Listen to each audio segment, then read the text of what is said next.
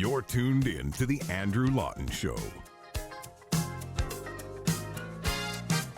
Last week, Donald Trump had a standoff with Twitter, his preferred mode of communication, having not a great amount of confidence in the mainstream media to get his message out.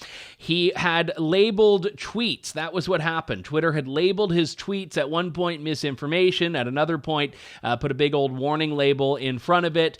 This was the straw that broke the camel's back as far as Donald Trump's tolerance for big tech. So he threatened and delivered an executive order that would aim to remove some of the protections, some of the liability protections that social media companies employ.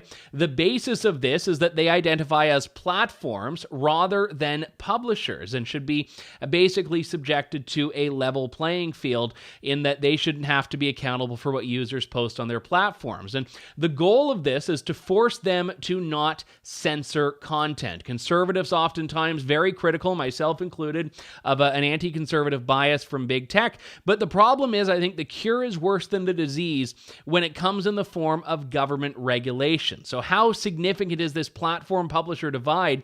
And more importantly, is the big tech oligopoly, if you will, a justification for government to crack down? I want to talk about this with Reason.com editor Robbie Suave, author of a fantastic book, Panic Attack, Young Radicals in the Age of Trump, and also has another book in the pipeline on big tech itself. Robbie, good to talk to you. Thanks very much for coming on today. My pleasure. Good to speak with you. You and I had talked about this very briefly in a social setting a couple of months back, and I had shared with you something that I know you've dealt with yourself, which is this frustration with people on the right who are in every other area anti-regulation, anti-government crackdowns, but on social media they tend to not only turn a blind eye to it, but as we're seeing in the last week, actively encourage government to intervene in what are ostensibly private companies here.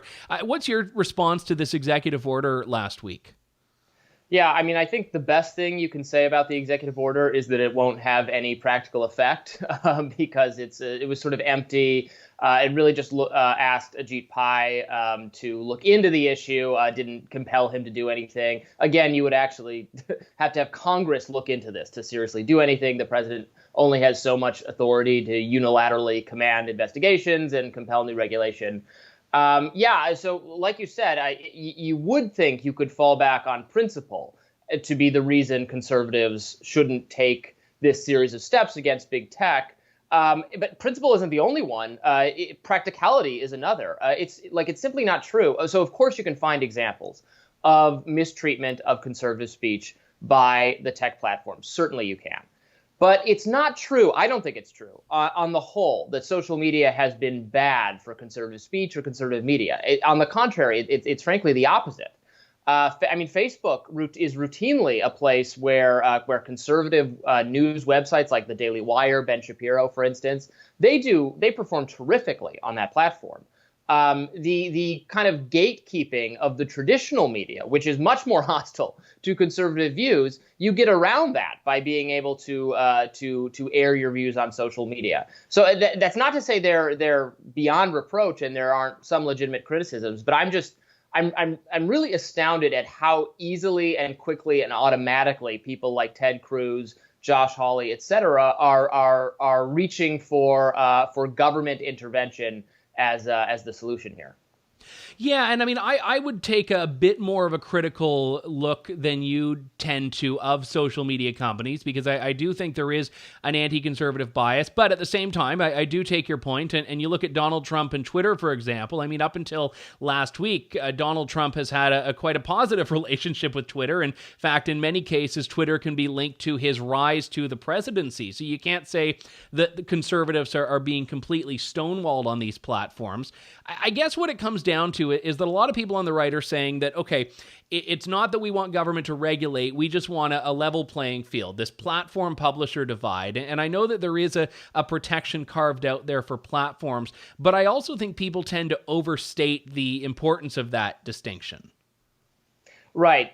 So this is the Section 230, the law that has to do with this. It's a confusing issue. A lot of people, think that it was explicitly, and conservatives often speak about it like it was this What the law said is you have to be a platform or a publisher. And if you're a platform, you get all these special protections from liability, from being sued for having false statements or something like that appear on your platform. Whereas if you're a publisher, you're doing some kind of moderation, some kind of curation, the way like a book publisher or a library would do, and then you would be liable. So conservatives are saying, well, they're acting like a publisher because they're taking action against some speech or in a politically non-neutral way. But of course, the law didn't actually compel neutrality. It was not part of the law. That might be a good thing. So there's a little bit of like wishing Section 230 said something other than what it does say. I won't go so far as to say Section 230 is perfect or something, or there are changes I would make to it if I was the one altering it. I think you could have more insistence on privacy protections, for instance, would be something I might like to see in my ideal version of the law. But the issue is, I would be also fearful that any attempt to rewrite the law would get rid of these protections in a very harmful way. Because look, the result of making Facebook, Twitter, etc. become more liable for speech that takes place on their platform, the obvious result of that would be more censorship, would be more moderation, more sort of borderline kind of right-wing edgy speech. That's the stuff that would go under there could be Trump tweets that are up now that would not be up under a regime where Twitter feels like it could be sued by anyone who's think of Joe Scarborough and that series of tweets we had last week. So it's fine to complain about the unequal treatment, the bias. We can talk about how we address that. But again, this seems like a taking away Section 230 in the kind of blanket way that, again, Josh Hawley has talked about. I don't think the consequence of that would be better landscape for conservative speech on the internet, but in fact, quite the opposite. Yeah, all of a sudden you force risk aversion to become more of a priority than an open platform. However many holes there are in that idea of a completely open platform now. But I guess where I would ask you about this is that we've had social media companies like Facebook, like YouTube, like Twitter that have gone after, I'll use extreme examples here. I know they don't represent the mainstream right, but your Alex Jones types. And maybe that's an example that I think establishes them all here. And my issue with this as a free market person is that I don't think that people should be building their business models based on other companies and based on other companies' business models. Because if you have a path to success that relies on YouTube getting you views or Facebook getting you shares, eventually you're at the mercy of those things. But do you think there is some truth to this idea that these companies are effectively public squares now? And it's not to say that they need to be subjected to the regulations and restrictions that governments are, but that their role in society is public platforms. Obviously they are functioning to a degree as the public platform. And, Mark Zuckerberg has said, for instance, that he, to some degree, views Facebook as the public square.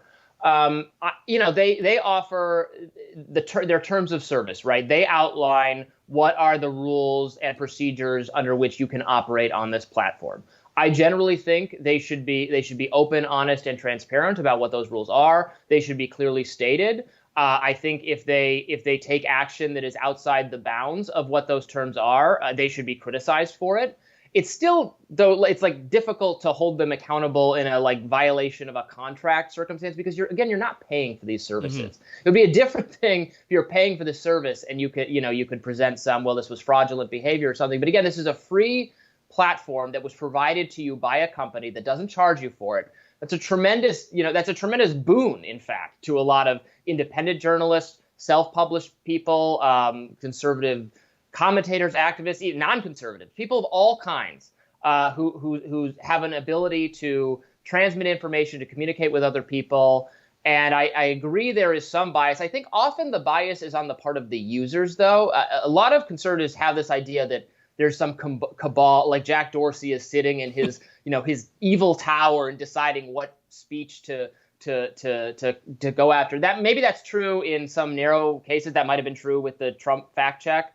But a lot of it is it's complaint driven, right? The platforms don't do anything until someone complains. It might be the case that very progressive minded people are more litigious. They're reporting more speech they don't like, and then actions taken against it. So it produces a kind of de facto bias, but it's actually not de jure bias. It's subtly different than that. So that, like, that's an issue with YouTube. You know, YouTube has I don't know, hundreds of thousands of new hours of content, like every couple seconds, something like that. There's no way they can moderate. They can check all that on the front end. They have to let it go up, and then they'll take action once there's complaints. So if you made them liable or responsible, I mean, how would YouTube even operate? They would have to review all the footage before it goes up. I mean, it would. I don't think, do we want that? I don't think conservatives should want that to be the case. I mean, you know, Prager University's complaints about YouTube notwithstanding, that seems like a recipe for disaster to me. There are certain areas of the Facebook and Twitter experience that are very much human curated. I mean, Twitter Moments is one example where you've got people at Twitter that are trying to craft a narrative, and I don't mean that in the sinister cabal way, but just a narrative of tweets that tell a story of a news event. On Facebook, you have very similar things. We know there's some human intervention in what's trending or not. I guess the question would be, does that make them by definition publishers? Because they're choosing what to amplify and what to share. Now, whether or not that should make a difference as far as regulation, it's a different question. But I do think that there is, by the company's own admission, a level of a human curation of the user experience. Right. And in truth, Section 230 was specifically designed to make it so that the platforms could do some amount of curation without being treated as publishers. That's what actually prompted Section 230, because there was a court decision where they told, I can't remember which platform it was, but they told them that, so you're taking action against like obscenity or something like that. So you're not just letting anybody post. So then you can be liable because you're behaving like a publisher rather than a platform. So then the law was to make it so that if they censor speech that actually everyone agrees would like off the platform, just kind of crazy stuff, that they're not going to be treated the same way like a book publisher would be treated. So there's some amount of good faith moderation that's not political in nature that we probably do want taking place. It's a good thing that this is a private company rather than the public square. I mean, in the public square, right, the Westboro Baptist Church can shout obscenities at the funerals of soldiers, saying things more vile than anyone can even imagine. And the Supreme Court said in a not narrow decision that that's acceptable speech because it's the public square and it's First Amendment protected.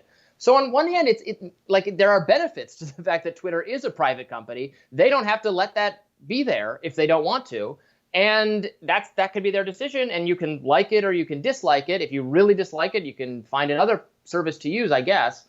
But there's some level of like harassment and horror that is a function of the internet that they are taking action against in probably a responsible way. Or if you were saying they are truly the public square and they are bound to the First Amendment understanding of speech, then there'd be a lot of horrible stuff that they would have to allow on the platform that might make it an unpleasant place for people, just in a non-political sense, to be. So that's one advantage of keeping them a private entity rather than legally the public square.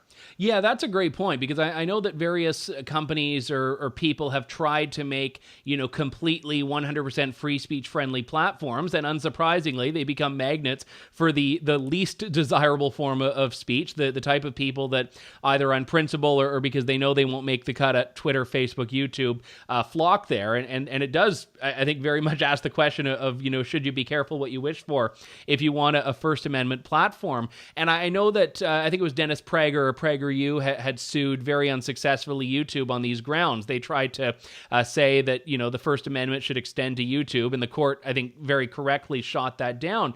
But it is weird that all of a sudden, and I don't want to take aim at people on the right because I am on the right, but the ones who are being hypocritical on this, the same people that stand up for a baker to deny making a gay wedding cake, for example, are now saying, no, the Constitution has to apply to YouTube and Facebook. Yeah, and I'm right. I'm very passionate about that issue. I've written a lot on that issue. Right, I certainly don't want to compel a small business owner to engage in work that violates their code. I think that violates their freedom of religion, their free expression rights. So yeah, it's very baffling to me that so many conservatives, it's the same principle when you look at some of these companies. And I just also think, let's say Trump loses or in 4 years or whatever, eventually a Democrat is in the White House again.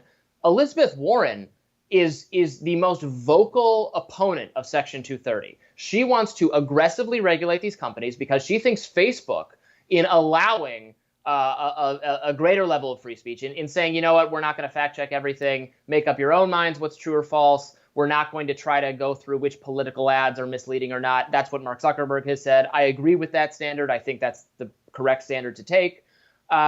Elizabeth Warren types hate that, and they want to punish Facebook for doing that. So they want to give the government more power to intervene in what these companies' policies are. So I think it would just be so short-sighted for conservatives, for Republican senators to set up some kind of commission, which was really Josh Hawley's idea at one point, at least. Like, conservatives should always fear the bureaucratic answer to this, where there's going to be like a committee of government insiders to decide these.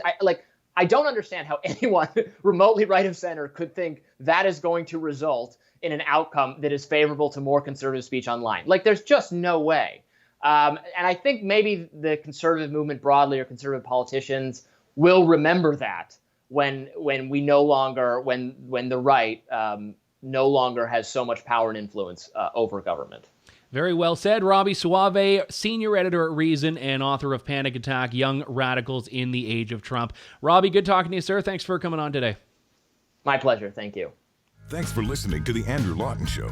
Support the program by donating to True North at www.tnc.news.